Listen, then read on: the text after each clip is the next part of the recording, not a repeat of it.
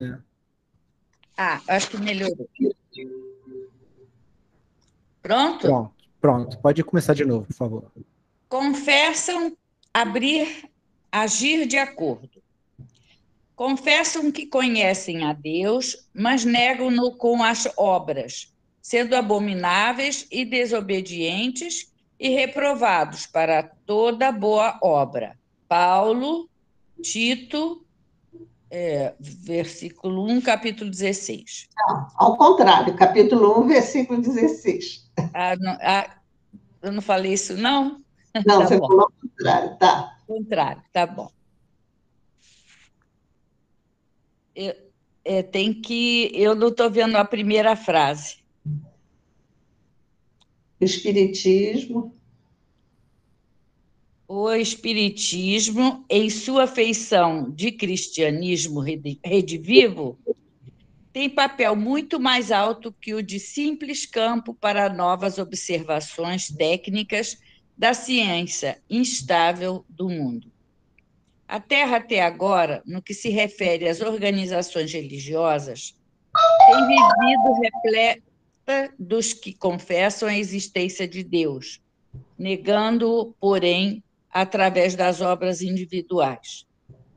O intercâmbio dos dois mundos, visível e invisível, de maneira direta, objetiva esse reajustamento sentimental para que a luz divina se manifeste nas relações comuns dos homens.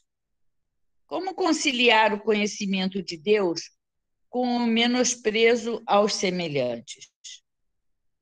As antigas escolas religiosas, à força de se arregimentarem como agrupamentos políticos do mundo, sob o controle do sacerdócio, acabaram por estagnar os impulsos da fé em exterioridades que aviltam as forças vivas do espírito. A doutrina consoladora da sobrevivência e da comunicação entre os habitantes da Terra e do infinito, com bases profundas e amplas no Evangelho, floresce entre as criaturas com características de nova revelação, para que o homem seja, nas atividades vulgares, real afirmação do bem que nasce da fé viva. Acabou? Sim, era o último parágrafo. Você pode comentar, Carolina? Eu penso. O que você entendeu? Eu achei até que ia continuar. Achei. Não, eu não sei comentar, não. Só se eu ler de novo. Alguém quer comentar para a Carolina? Olha aqui. Ele começa, né, colocando o espiritismo com a feição de cristianismo redivivo, quer dizer, o espiritismo é cristão, né? É o cristianismo. E ele serve também, ele tem um papel muito mais alto do que o de simples campo para novas observações, muito mais que isso, né? Observações técnicas da ciência estável do mundo. Aí, o que mais? Está falando dos dois mundos, né? Sim. O visível e o invisível, né? O encarnado e o desencarnado. Fala Aí do está falando. intercâmbio, né? E que está reajustando sentimentos, né? Quer dizer, está vindo.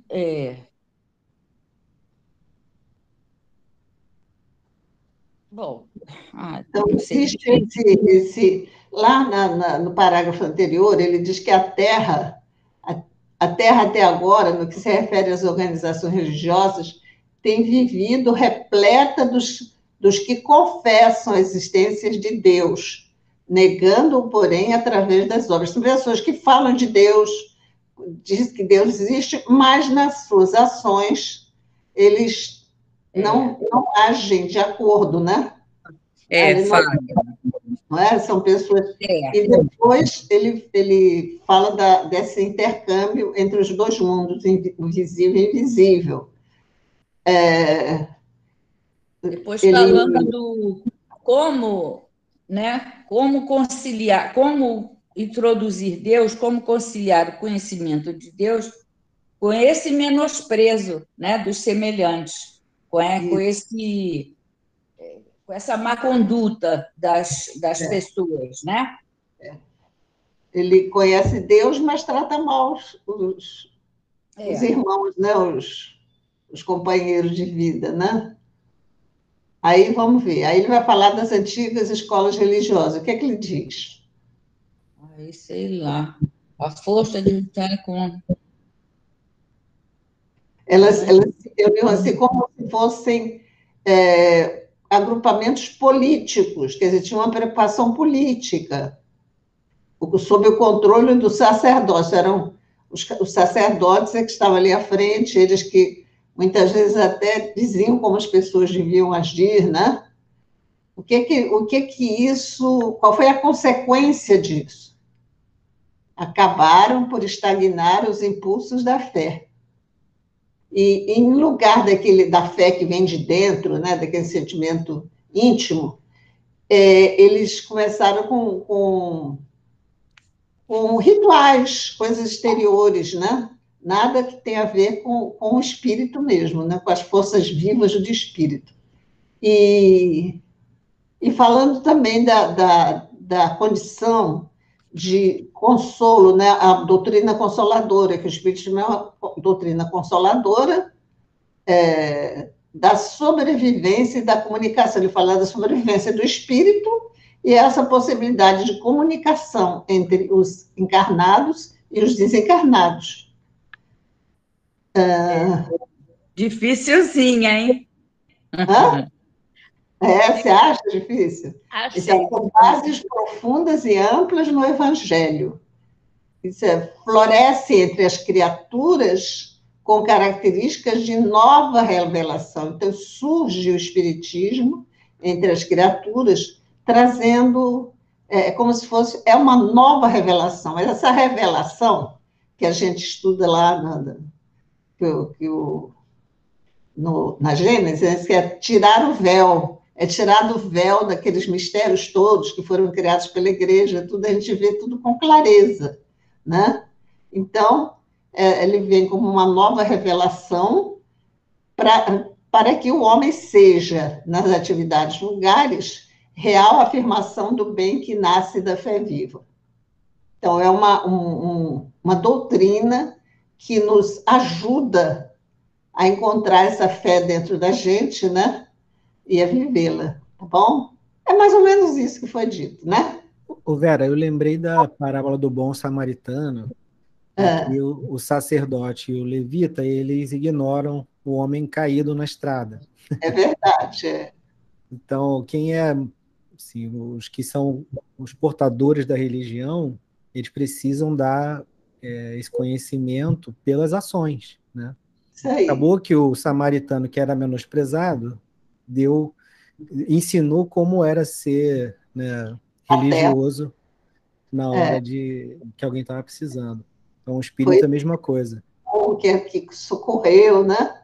E não ficou só naquilo, ele ainda voltou para saber como ele estava, né? Deu a condição dele ser amparado lá naquela estalagem, né? Tá? Então, é isso aí.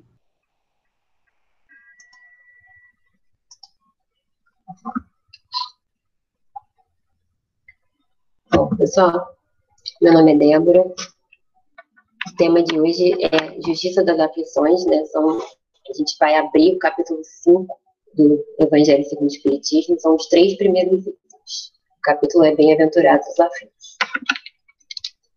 Bom, as referências bibliográficas que a gente vai usar hoje para o nosso estudo vai ser uma mensagem de Emmanuel, que está no Livro da Esperança, psicografado pelo Chico.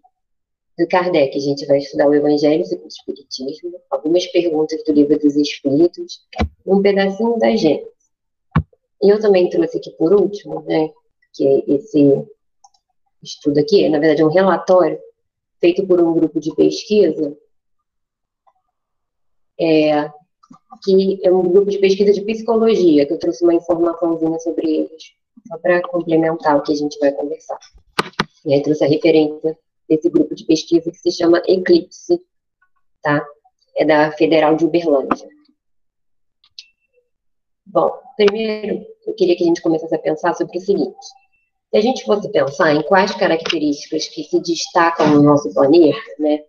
Se a gente fosse pensar, assim, fecha os olhos por alguns segundos e o que vocês pensam sobre o nosso planeta? O que tem no nosso planeta, sobre a nossa humanidade, na cabeça de vocês? Eu aposto que vão vir algumas coisas como dores, desigualdade, fome, violência, corrupção, doença e, né, tantas outras coisas, né? Quando eu estava relatando isso, eu me lembrei dessa figurinha aqui da Mafalda, olhando o planeta Terra doente, né? Ele está deitado sobre como se a Terra tivesse globo terrestre deitado numa cama e ela assim com uma carinha de chateada, olhando para ele, né? Então, a gente pensa em vários problemas que existem no nosso planeta, na nossa sociedade. Mas esses problemas, será que eles começaram agora? Será que eles já têm há muito tempo? Eu entendo que a gente está passando por uma situação difícil, né, desde o ano passado, com a pandemia, que agravou muitas coisas. Mas se a gente olhar para pensar essas características aí, elas não existem de agora. Elas não surgiram de 2020 para cá. Será que a gente tinha essas mesmas características quando Jesus veio à Terra? É que a humanidade também apresentava essas características? Acredito que sim, né? A gente ouviu muitas coisas de Jesus, a gente vem estudando, e aí por isso, inclusive, uma das passagens mais marcantes de Jesus é o Sermão do Monte. E dentro do Sermão do Monte, Jesus fala as bem-aventuranças, que são mensagens lindas, que trazem consolo, que trazem esperança. No capítulo 5 do Evangelho segundo o Espiritismo, Kardec traz as seguintes passagens de Jesus. Bem-aventurados os que choram, pois que serão consolados.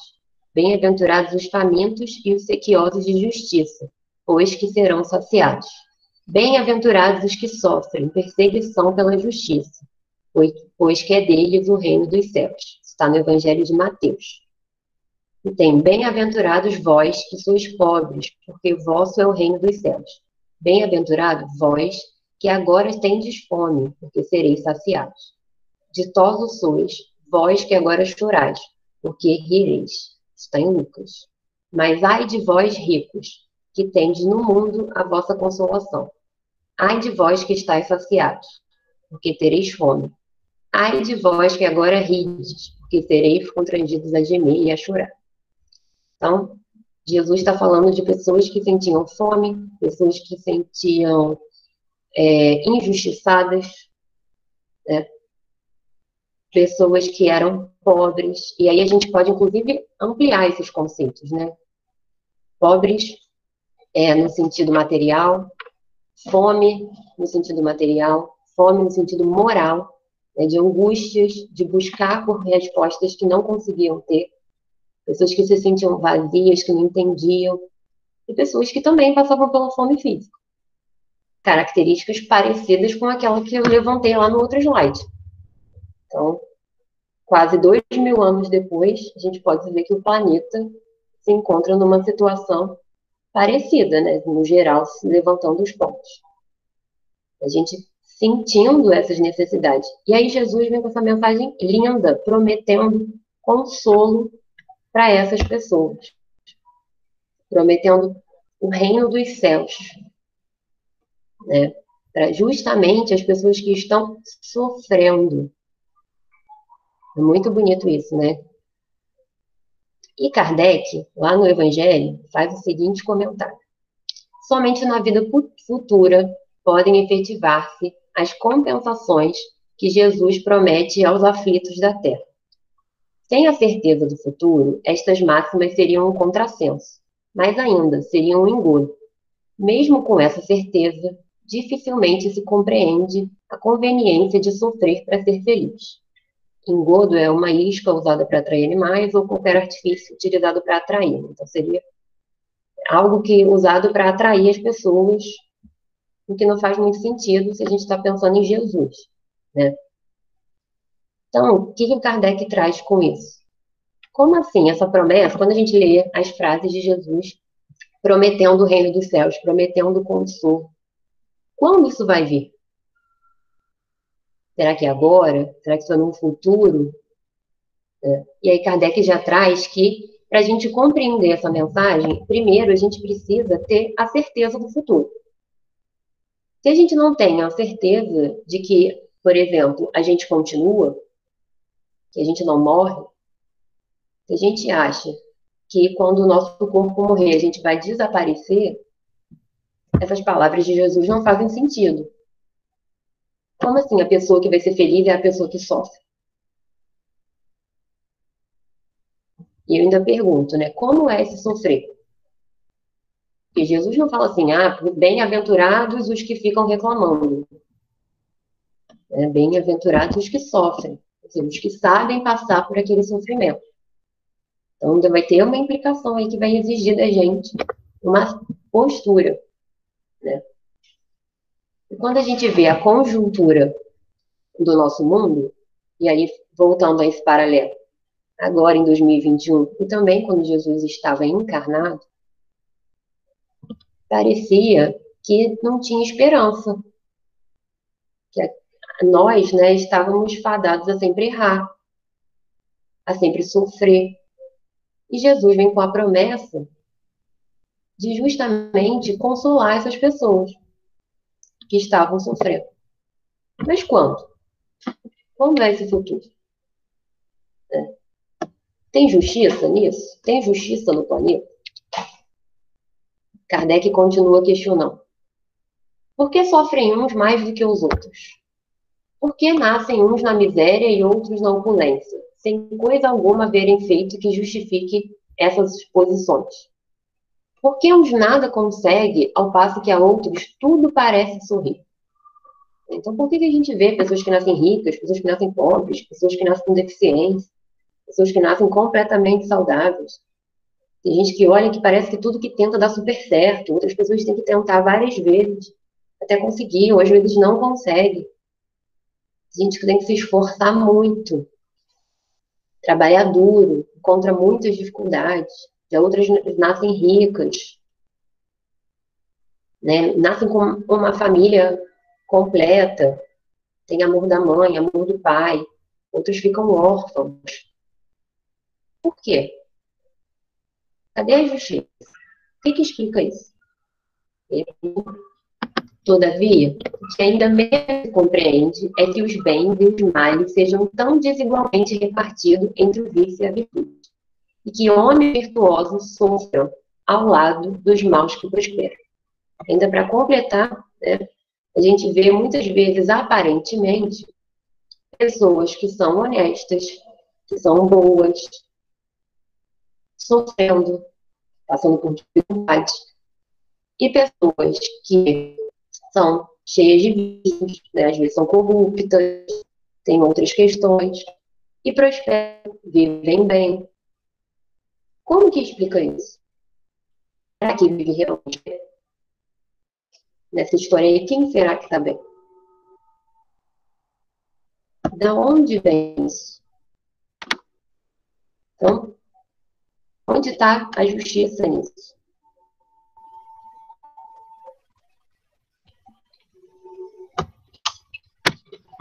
Meu slide caiu. Então, onde está a justiça nisso? E aí, por isso, eu trouxe aquele estudo que eu comentei lá do início, que é da Universidade Federal de Uberlândia, que é um estudo feito pela Faculdade de Psicologia.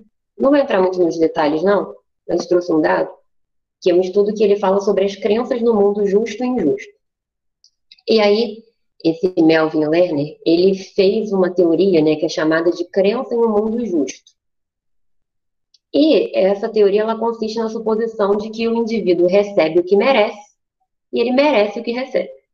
Então, se as pessoas acreditam nisso, que a gente, cada um de nós, vai receber o que a gente merece, e a gente está merecendo tudo que a gente está recebendo. E aí ele criou um índice para medir isso, que é baseado em alguns critérios. E eles resolveram fazer as perguntas desse índice em 3 escolas, 2 da rede pública e uma da rede particular, com alunos que tinham 16 anos, lá de Berlândia. Eles entrevistaram cerca de 736 alunos para esse estudo. E as conclusões que eles tiraram dos estudos foi que os 7 indicadores que eles analisaram, sobre a crença no mundo justo, né, menos da metade dos estudantes concordou com os enunciados. Isso quer dizer que os adolescentes não tendem a considerar que as relações sociais são justas para as pessoas em geral. A exceção é o indicador que afirma que as pessoas esforçadas são recompensadas, com que mais da metade dos estudantes concordou. Então, olha só, eles fizeram perguntas para esses adolescentes para saber se eles achavam que o mundo seria um lugar justo ou não. E aí, né, como resposta, que são esses indicadores aqui, então ele perguntou, vocês acham que a pessoa esforçada é recompensada? Aí, cerca de 19,5% falaram que não concordam com isso, tiveram alguns indecisos, e 55,3% falaram que concordam, que as pessoas esforçadas são recompensadas. Esse vai ser o que mais pessoas vão concordar. Depois perguntaram se as pessoas recebem sua infelicidade, se recebem recompensa ou então punição merecida. E eles foram falando se eles concordavam com aquilo, não concordavam, ou não tinham uma opinião de fato sobre isso. E a última, eles questionavam se esses adolescentes consideravam o mundo um lugar justo. Né? É uma afirmação, né? O mundo um lugar justo. Eles têm que falar se concordam ou não. E 62,2% responderam que discordam dessa afirmação, ou seja, não consideram o mundo justo. Achei esse dado muito interessante porque, né, traz um panorama de como a sociedade vê o nosso mundo. Ou seja, no geral, se a gente questionar os amigos, uma conversa e tudo, a maioria das pessoas vão responder que o mundo é um lugar injusto.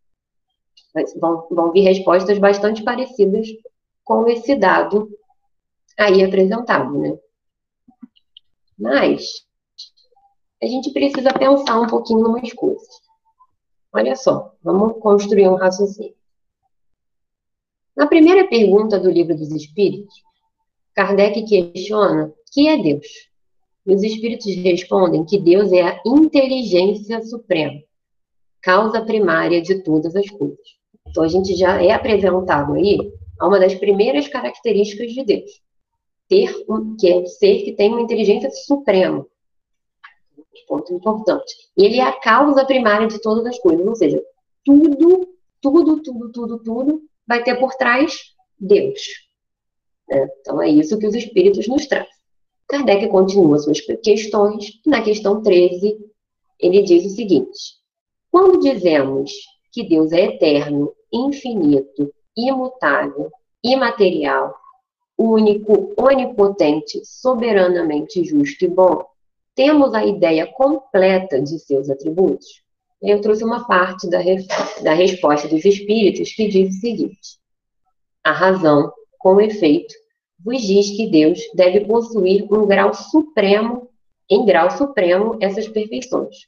Porquanto, se uma lhe faltasse, ou não fosse infinita, já ele não seria superior a tudo, não seria, por conseguinte, Deus.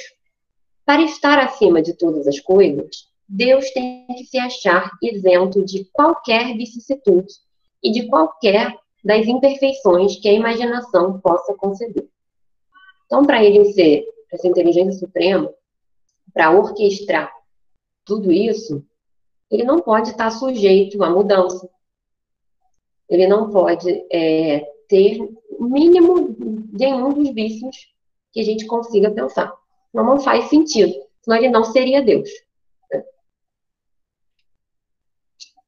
Então, na nota, Kardec enumera que Deus é eterno. Se tivesse tido princípio, teria saído do nada. Ou então, também teria sido criado por um ser anterior. Então, Deus é eterno. Se ele tivesse um início, ou ele teria surgido do nada, e o nada só cria nada. Você não pode aceitar que o nada vai criar Deus, né? Ou ele teria sido criado por algo superior a ele, e aí isso seria Deus, não ele. E é assim que, de degrau em degrau, remontamos ao infinito e à eternidade.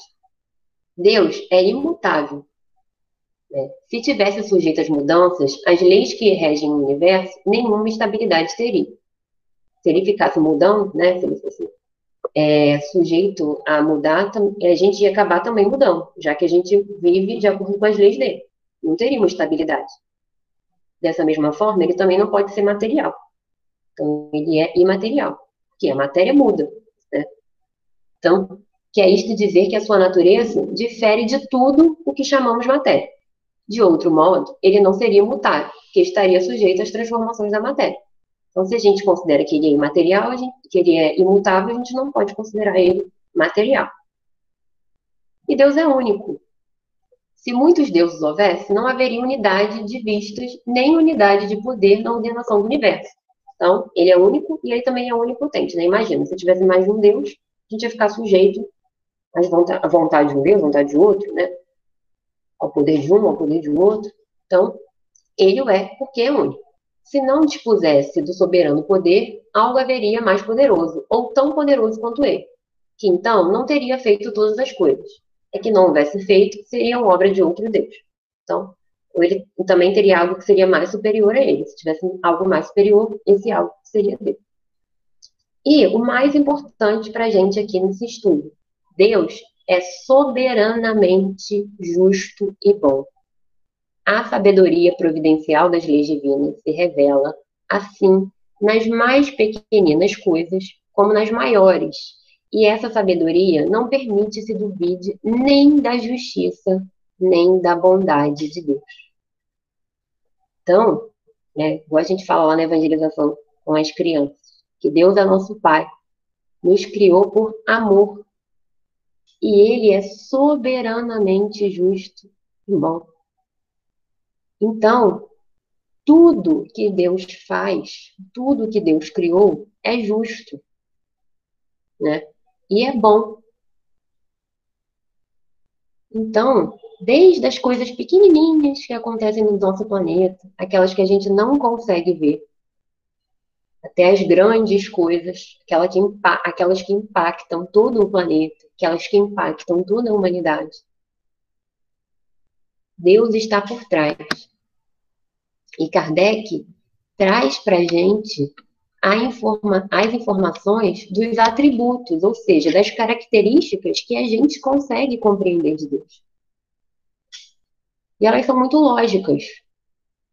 Ora, se a gente acredita, né, que Deus tem essas características, que Deus é soberanamente justo e bom, o mundo é injusto? Então, não, Deus é soberanamente justo e bom, mas isso que eu estou passando aqui, acho que ele exagerou. Isso na minha vida não está muito certo, não. Não faz sentido, né? Senão a gente está dizendo que Deus erra. E aí, se Deus errar, já destrói toda essa lógica de pensamento trazida pelo Kardec. Então, mas tudo bem, a gente viu, Deus é soberanamente justo e bom. Mas a gente viu que tem várias questões ainda no nosso mundo, né? Então, será que tem justiça no mundo? Se Deus é justo, tudo que acontece aqui está nas mãos dele, né? E ele não faz injustiças. Kardec segue o texto comentando o seguinte: desde que admita a existência de Deus, ninguém pode conceber sem o infinito das perfeições. Então, desde o momento que a gente começa a acreditar em Deus, né, que a gente concebe a ideia, a existência de que Deus existe, né, a existência de Deus existe, é ótimo, né? Que a gente aceita a ideia de que Deus existe, compreende isso está relacionado ao infinito das suas perfeições. Então, ele necessariamente tem todo o poder, toda a justiça, toda a bondade, sem o que não seria Deus. Se é soberanamente bom e justo, não pode agir caprichosamente, nem com parcialidade. Então, gente, tudo que acontece é porque Deus permite. Então, está relacionado à justiça de Deus. A gente pode não entender, a gente pode não compreender, mas a gente jamais pode falar que aquilo é injusto. Logo, as vicissitudes da vida derivam de uma causa. As coisas acontecem por causa de alguma coisa, né? Tem uma causa aí por trás. E, pois que Deus é justo, justo há de ser essa causa. Isso, o de que cada um deve bem compenetrar. Então, ele está dizendo que a gente tem que entender que as coisas que acontecem, elas têm uma causa. E se elas estão relacionadas a Deus, essas causas são justas, né? Elas têm que ser justas. Senão não faz sentido. E é isso que a gente tem que procurar se esforçar a entender, né? Que as coisas que acontecem, elas têm uma causa justa. Então, olha só, quando eu estava refletindo sobre isso, lembrando que uma vez eu estava conversando com um amigo, e a gente estava falando sobre o espiritismo, né? E aí eu falando sobre essa questão da justiça de Deus, que nada acontece com a gente que ele não permita, né? Então ele falou assim, então eu não preciso fazer nada, né? Porque tudo aquilo se eu vejo uma pessoa na rua e ela está passando fome, é porque aquilo ali é justo, ela tem que passar por aquilo. Então eu vou estar interferindo na lei de Deus. Eu falei assim, não, mas peraí. Mas é a gente que julga que o que a pessoa está passando é justo ou não? Ela deveria estar passando por aquilo? Eu falei, mas e se ela estiver justamente ali para você fazer a justiça para ela? E se esse for o plano que a gente não sabia? Ele, é verdade. Eu falei, então não cabe a gente julgar se o que a pessoa está passando é justo ou não é justo. Cabe a gente ajudar. Se for para acontecer aquilo na vida dela, né? Vai acontecer. Se não for, também não vai, mas não é a gente que vai decidir isso. Nosso papel é se esforçar para ajudar. Eu achei essa mensagem, né, do Emmanuel, que se chama O Remédio Injusto. Está lá no Livro da Esperança. E aí, num trecho da mensagem, ele fala o seguinte: quando vejas alguém submetido aos mais duros entraves, não suponha que esse alguém permaneça no ouvido por parte dos benfeitores espirituais que lhe seguem a marcha. O amor brilha e paira sobre todas as dificuldades, à maneira do sol que paira e brilha sobre todas as nuvens. Ao invés de revolta e desalento, oferece paz e esperança ao companheiro que chora, para que à frente de todo o mal, todo o bem prevaleça. Isso porque onde existem almas sinceras à procura do bem, o sofrimento é sempre o remédio justo da vida, para que junto delas não suceda o pior. Então, o sofrimento, ele é algo necessário, principalmente quando a gente tem que passar, para a gente aprender a passar por ele, né? Para a gente enfrentar as nossas dificuldades, e enfrentar bem essas dificuldades. E olha que ele fala que bonito. Ao invés de revolta e desalento, oferece a paz, oferece a esperança, oferece uma palavra amiga, estende a mão para aquele que chora, né? Então, doa o que você puder, seja material, seja uma palavra, seja um olhar, uma prece. Porque o nosso dever aqui, né, é amenizar o sofrimento do outro, porque isso é uma forma de amenizar o nosso próprio sofrimento. Deus não colocaria a gente no mundo para todo mundo sofrer e pronto, acabou. Sem ter oportunidades de se ajudar, sem ter oportunidades de aprender com aquelas dores, sem ter oportunidades de juntos a gente poder crescer, juntos a gente poder se melhorar.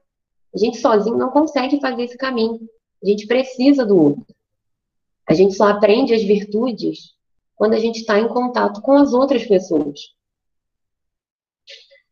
Então, né, todas as questões do planeta, todos os problemas, tudo que acontece, a gente tem responsabilidade nisso. elas não são injustas, mas é nosso papel também se esforçar para aliviar a dor do próximo.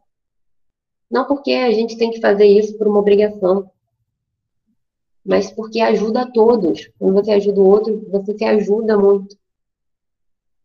Né?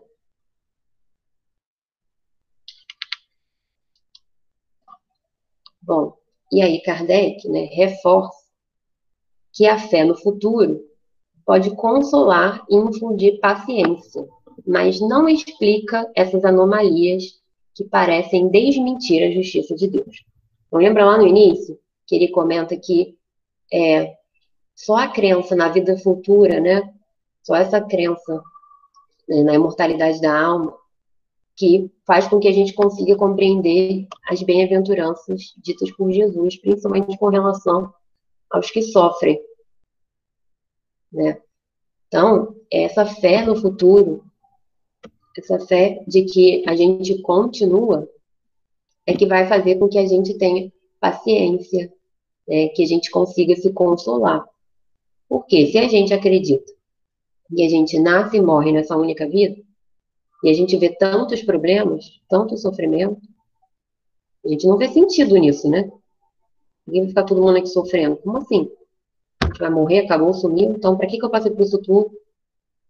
Aliás, essa lógica também serve para as coisas boas, né? Por que eu amei o outro, então? Por que eu criei laços? Por que eu estudei? Por que eu estou aqui refletindo? Quando chegar, tudo vai acabar. E quando a gente está passando por dificuldades, isso ajuda a gente a resignar, a se resignar. Porque você sabe que vai ter algo que vai vir depois. Então, isso te ajuda a te fortalecer, a você passar por isso. Então, tá, né? Traz essa paz, traz esse consolo, traz esse fortalecimento, traz esperança. O que é muito importante, o que é muito bom. Mas não explica. A gente sabe, como foi dito por Kardec, que por Deus ser soberanamente justo e bom, a causa de tudo que acontece vai ser justa, correto? Mas como é essa causa? O que está por trás disso?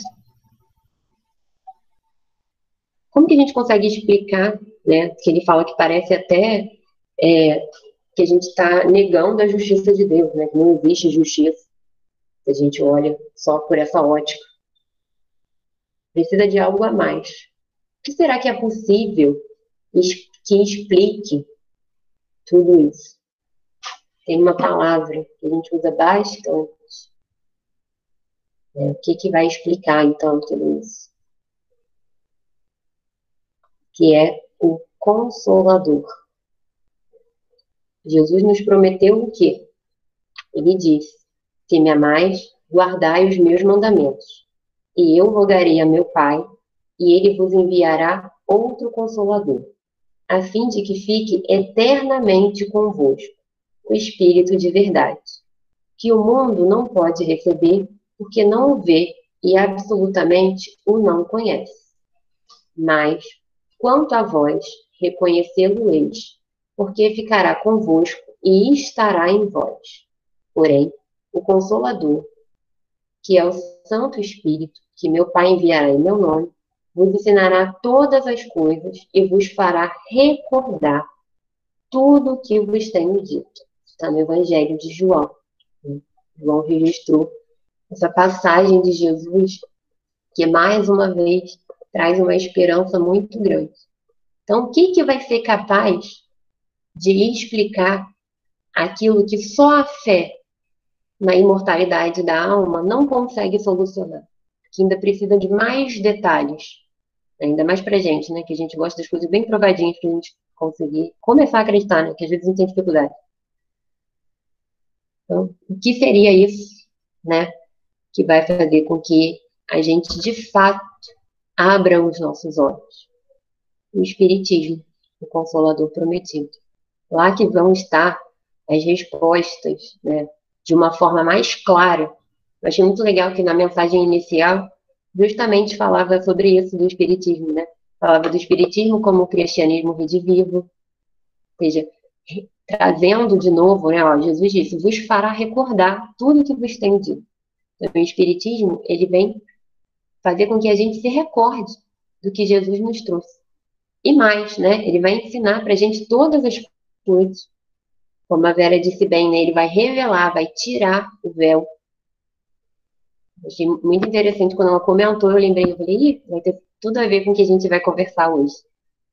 Que é justamente, né, a mensagem consoladora do Espiritismo, toda a explicação que os Espíritos nos trazem, todos os ensinamentos que vão nos ajudar a entender essa causa. Então, a fé na imortalidade da alma, ela já é um grande passo. Né? Isso sustenta muitas pessoas, inclusive.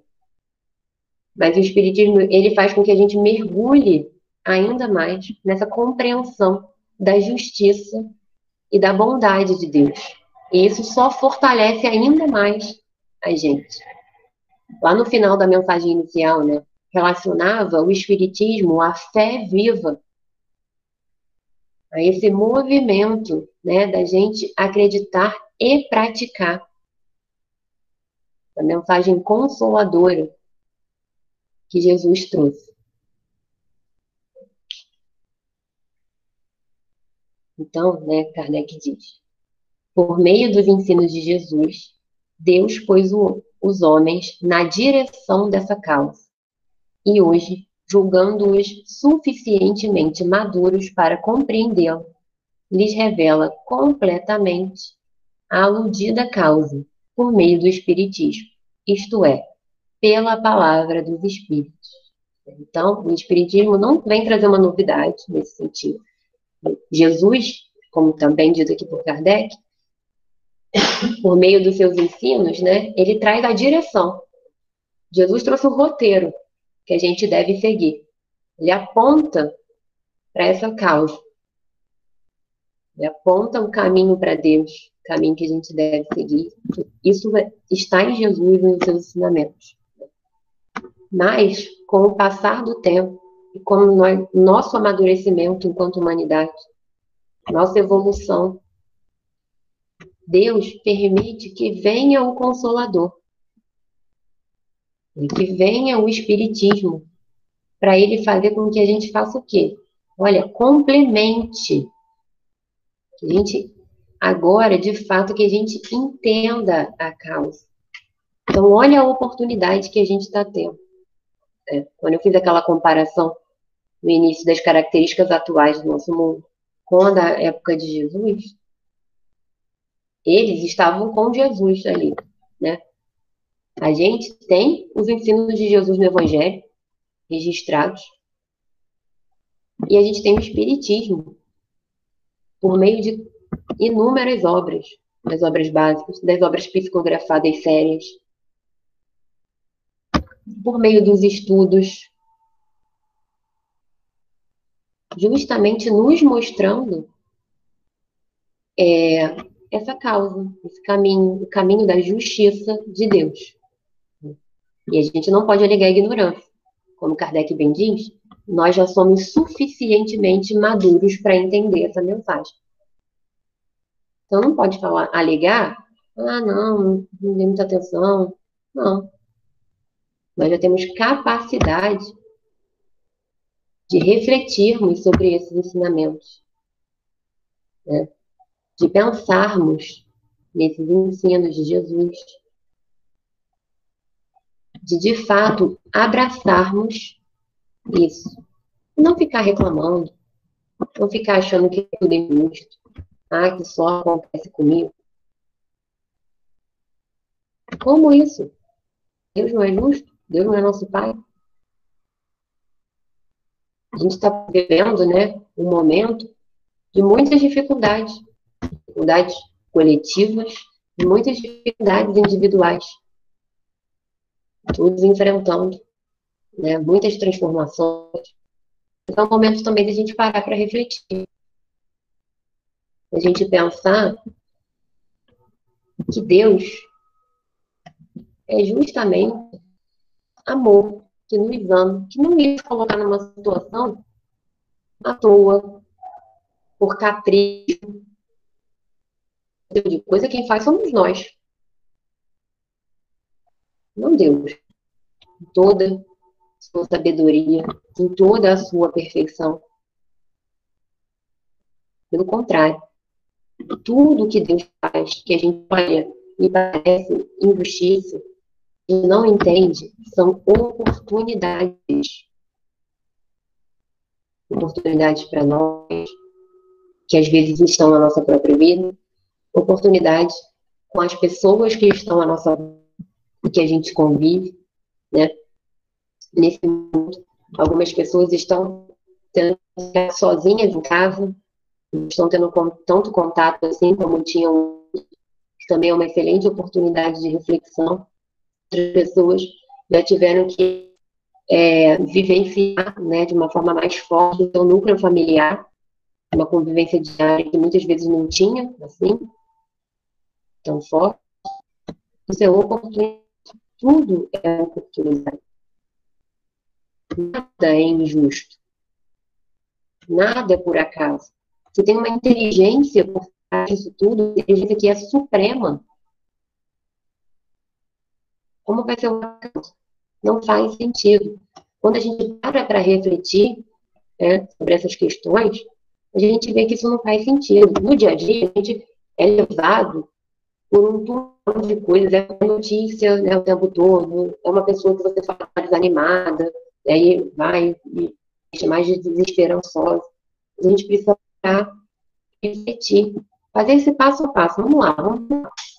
Não acredito em Deus? Não acredito que Deus é justo, que Deus é bom, que Deus está por trás de tudo. A providência não para de cuidar de nós o tempo todo, de todas as criaturas do planeta. Não é isso que eu acredito? Então, por que que eu vou ficar me negando a passar por essas situações? Por que eu vou enfrentar isso com a cabeça erguida? Por que eu não vou ter esperança? Eu não acredito que isso que eu estou vendo é só um momento, que essa vida agora é um momento muito breve comparado a tudo que a gente tem. Por que que eu vou enxergar isso aqui como o fim de tudo, não como uma passagem? Por que que eu vou deixar me guiar por esses sentimentos? Né? A fé, ela é extremamente importante. Mas às vezes a gente precisa racionalizar um pouco a gente, né? O nosso pensamento. De uma fé que raciocine junto, para a gente ir se acalmando, para a gente ir entrando na vibração dos espíritos que querem nos ajudar. A gente conseguindo superar situações de injustiças, que muitas vezes a gente acha que são injustiças, né? Às vezes a gente até briga com Deus, fica de mal com Deus, nas situações mais diversas possíveis.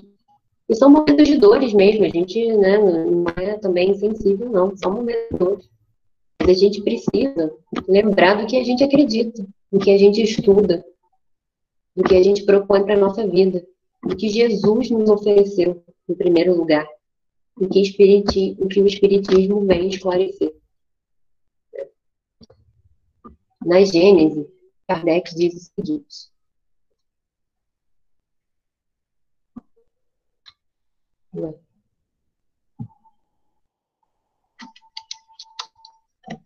o slide não está mudando, peraí.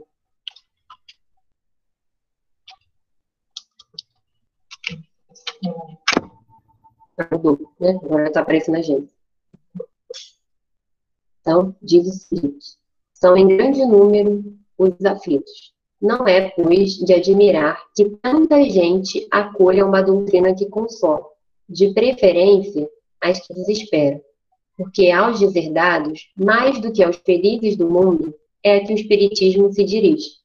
O doente vê chegar o médico com a maior satisfação do que aquele que está bem de saúde. Ora, os aflitos são os doentes, e o consolador é o médico. Então, quando Jesus fez aquela promessa aos aflitos, ele sabia, né, que o remédio estava ali, nos seus ensinamentos, e que ainda ia chegar esse consolador. Deixa eu ver a situação. Ele sabia que ia chegar esse consolo. Então, justamente, nós somos almas que estão aqui necessitadas. Nós não somos espíritos felizes. Somos espíritos imperfeitos.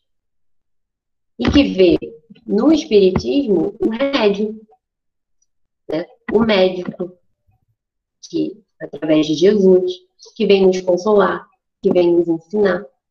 Então, esses ensinamentos, essas reflexões, não é para o outro, é para mim, é para cada um de vocês. Que a gente precisa disso. A gente está precisando ouvir essas palavras, a gente está precisando, né, refletir sobre esses ensinos, a gente está precisando se fortalecer na crença da justiça em Deus. Que o Espiritismo vem trazer para nós.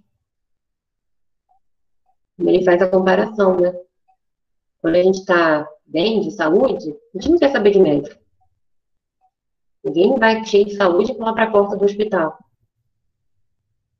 A gente vai procurar o médico quando a gente está o quê? Justamente precisando de ajuda.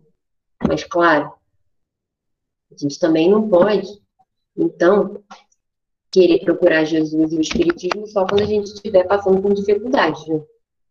E aí, quando as coisas melhorarem, a gente vai e não lembra mais. Não. Pelo contrário, né? Quanto mais a gente vai tendo contato com esses ensinos, com essas reflexões, trazendo isso para nossas vidas, se conhecendo, mais a gente quer mergulhar nisso, né? Esse é um remédio bom, que a gente pode ter contato sempre. Não faz mal. Porque às vezes a gente toma um remédio para uma coisa e faz mal para outra. Esse não. Isso faz bem para tudo. A gente pode se inundar aí desses medicamentos, desses ensinos, desse consolo, né?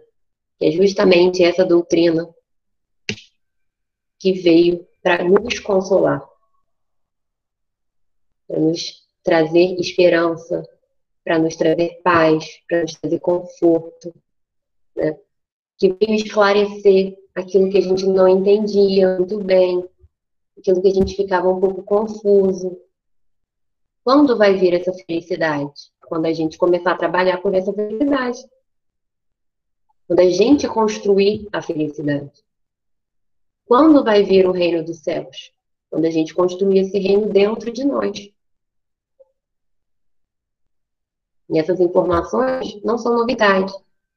São trazidas por Jesus, mas são esclarecidas pelo Espiritismo, são esclarecidas pelos Espíritos. A gente começa a entender melhor como funcionam os mecanismos, a gente tem contato com o trabalho da espiritualidade amiga de uma forma mais detalhada, através da literatura espírita. Tudo isso é ferramenta para a gente, né? Deus permite que tenha as comunicações para a gente nos instruir. Não para a gente ficar olhando, ai, que bonito, esse livro emocionante, olha como aquela personagem dedicou a sua vida, se esforçou pelo próximo, amor. Isso é para a gente tomar aquilo como uma lição, como um exemplo. E trazer isso para a gente.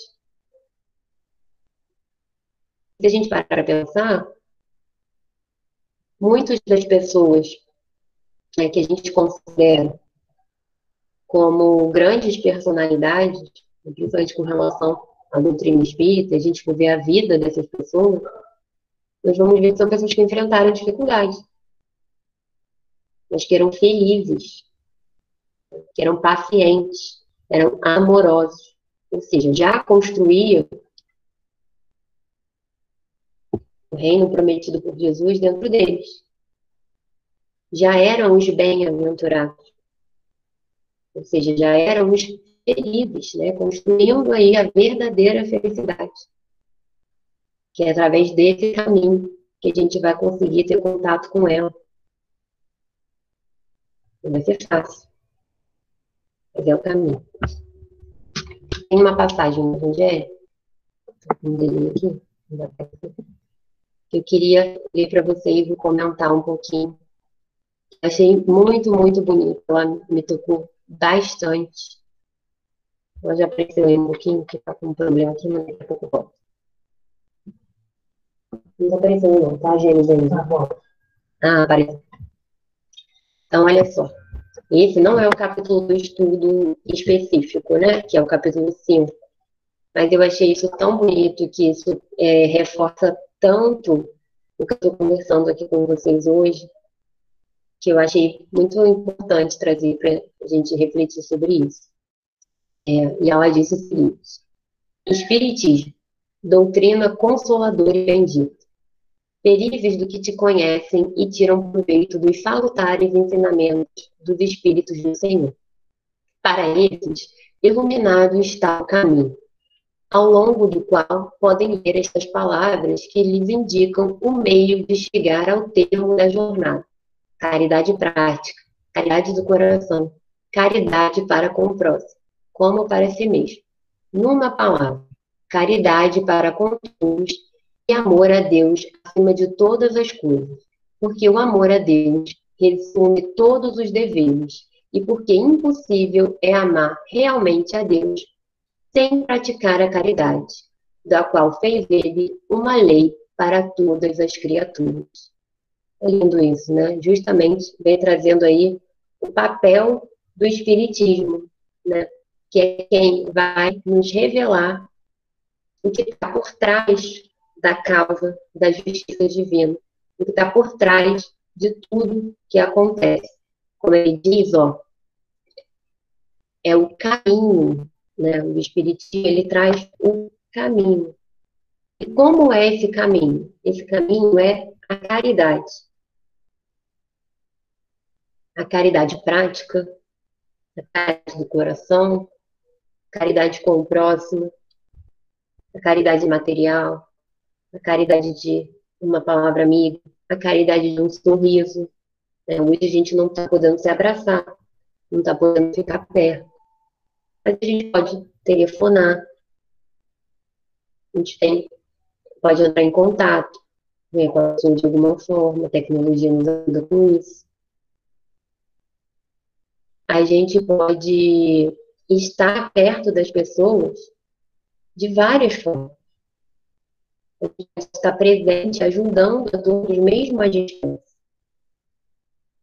A gente pode nos fortalecer sempre com essas palavras e com esses ensinos do Espírito, e reforçar nossa fé em Deus.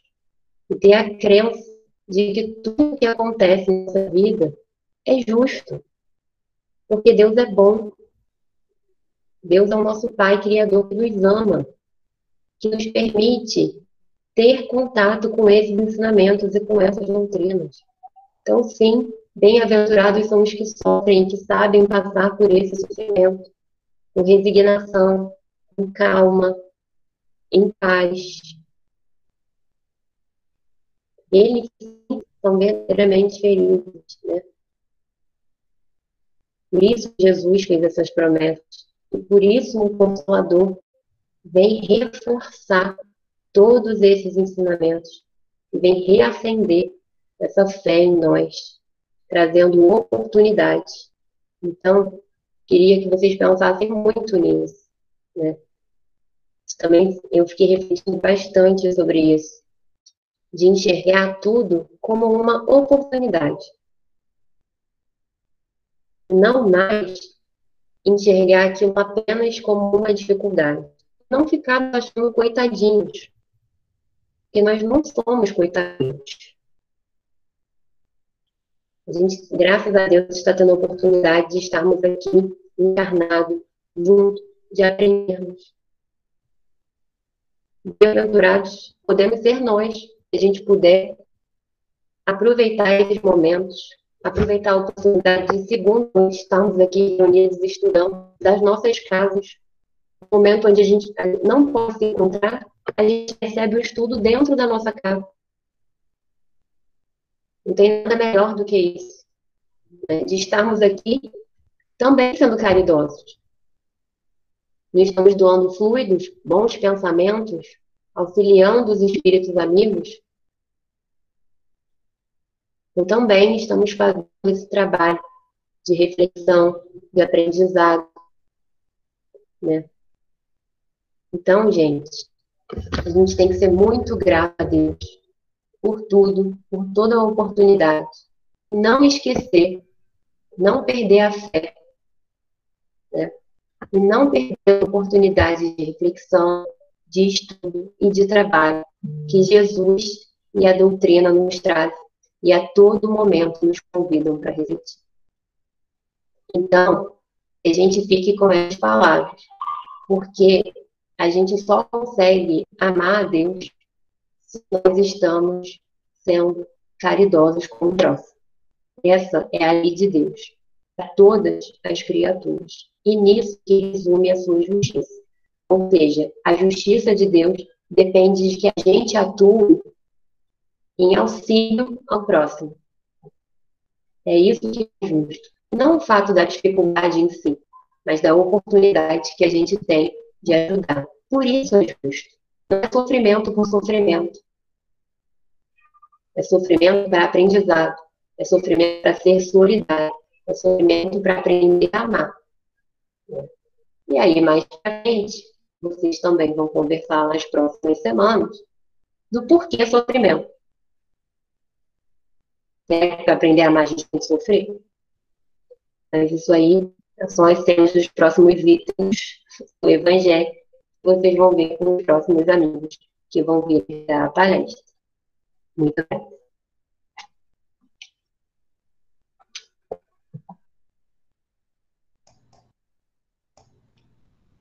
Obrigada, Débora. Muito obrigada.